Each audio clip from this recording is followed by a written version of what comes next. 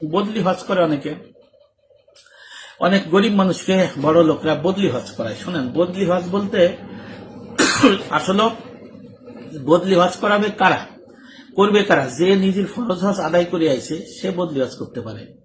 যার নিজের ফরজ আদায় করে নাই তাকে দিয়ে যদি আপনি আপনার বাবার হজ মার হজ বদলি করাই নিয়ে আসেন, তাহলে মাকরুহে তাহরিমি হবে, শুধু হজ আদায় হবে, সওয়াব হবে না, গুনাহগার হবে, আর ওই লোকেরও কোনো লাভ হবে না। মাসলা হলো যে নিজের হজ করে ফেলেছে তাকে দিয়ে আপনি বদলি হজ করাইতে পারবেন। জিনিসটা বুঝতে হবে। অনেকে করে কি, মসজিদের ইমাম বা বিভিন্ন মাওলানা বা একজনকে পাঠাই দিল যে বাপের হজ করে আসে, কিন্তু সে হজ নিজের হজই করে নাই। যেহেতু নিজের হজ করে নাই, সে তো আর একজনের হজ করিতে পারবে না। হাদিস শরীফে আছে, আল্লাহ রসুল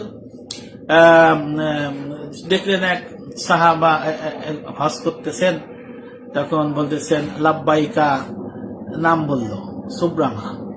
তখন সুব্রমাকে বলল যে হুজুর, এটা অমকের পক্ষ থেকে হজ। আমার নবী বললেন, তুমি কি তোমার নিজের হজ আদায় করেছো? বলছেন না, আগে নিজের হজ আদায় করো, পরে আর একজনের হজ বদলা আদায় করবা। এটা পরিষ্কার মাসলা, পরিষ্কার।